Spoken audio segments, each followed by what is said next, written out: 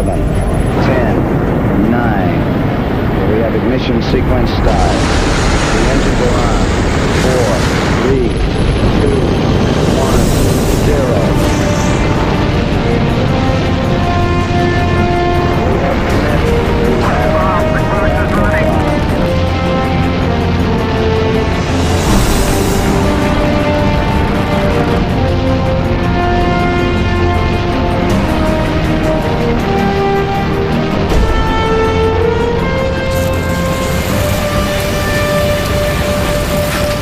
Sideways shaking was unbelievable. The vibration was so intense you couldn't see the instrument panel. We have cleared the tower. I thought we'd had it during the launch. I was hoping that Frank Borman didn't have his hand on the abort controller. He said he took his hand off and he'd rather die than make a false abort. 1 minute after liftoff, the Saturn V is already supersonic. Well, the Saturn V is still the most powerful machine that man has ever devised. 20 tons of fuel a second, 7.5 million pounds of thrust. I think we were all surprised at how strong that thing was. It had had 2 or 3 iffy missions before ours, but it was a piece of cake. It just worked beautifully. Unbelievable. 5 engines in the first stage blast the Saturn V to 7 times the speed of sound. The second stage cut in. Big bang. At 40 miles high, it's still accelerating. When you staged, you were throwing forward in the belts and then backward in the belts. And I thought I was being catapulted through the instrument panel. All sources show that the stage is burning perfectly. The third stage fires twice. First, the boost into orbit. The second burn takes the crew of Apollo 8 where no men have ever been. All systems are go. We're about 90 seconds from the launch of Space Shuttle Discovery. Return of power at this time. Discovery is now running off its 3 onboard fuel cells.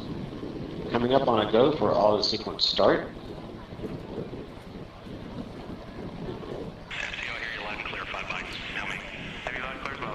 Computers have primary control of all the vehicle's critical functions. T-minus 17 seconds and counting. 15, 12, 11, 10, 9, 8, 7, 6, 5, start, 2, 1, booster ignition, and liftoff of the Space Shuttle Discovery, returning to the space station, paving the way for future missions beyond. Very happy.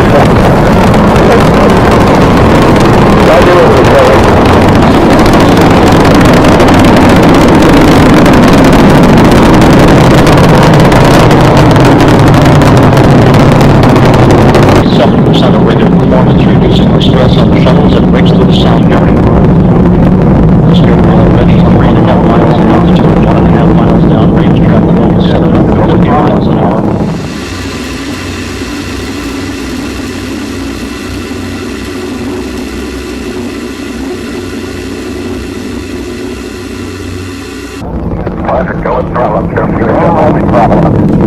Throttle up, throttle down, like Commander Steve Lindsay.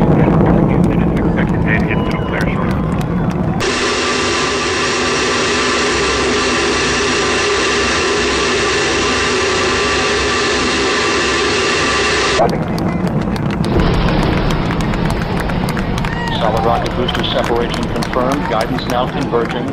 Discovery's onboard computers commanding the main engine nozzles to swivel, aiming the shuttle for its precise target in space for main engine cutoff.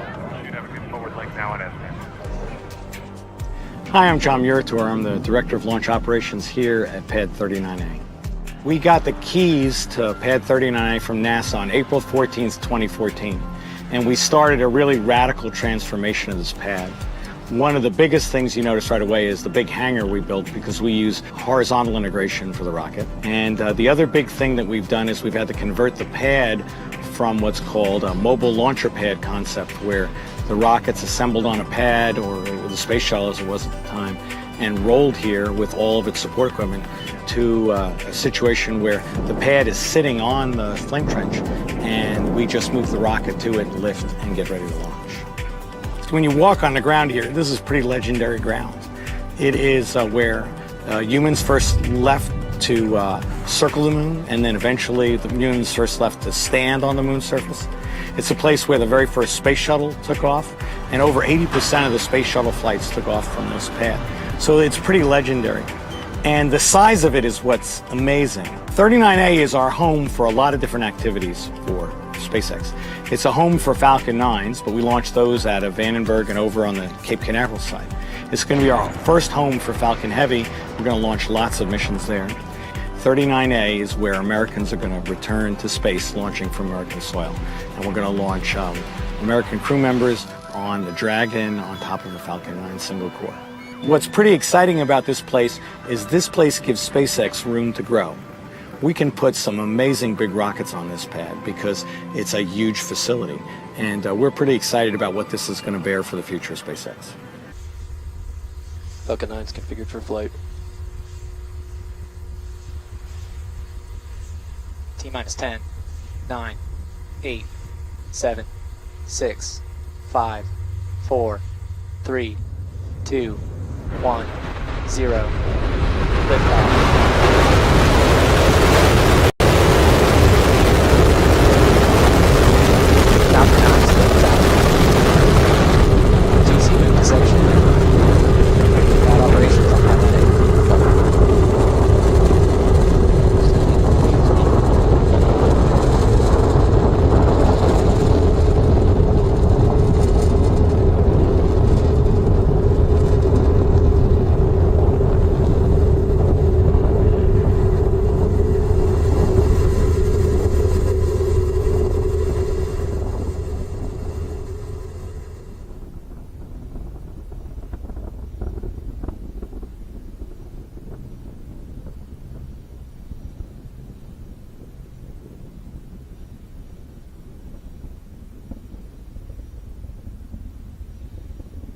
Stage 1 propulsion is still nominal.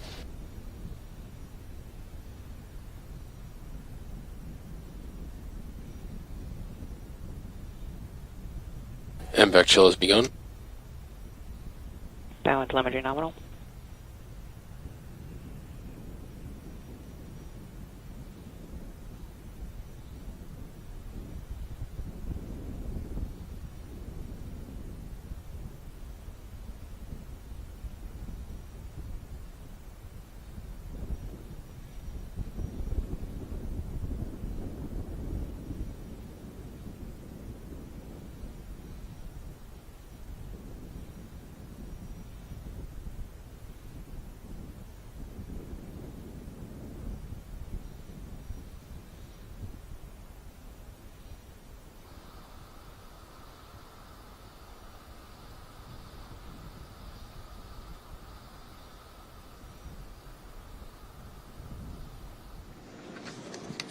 Now what you are seeing is a view from the inside of the second stage.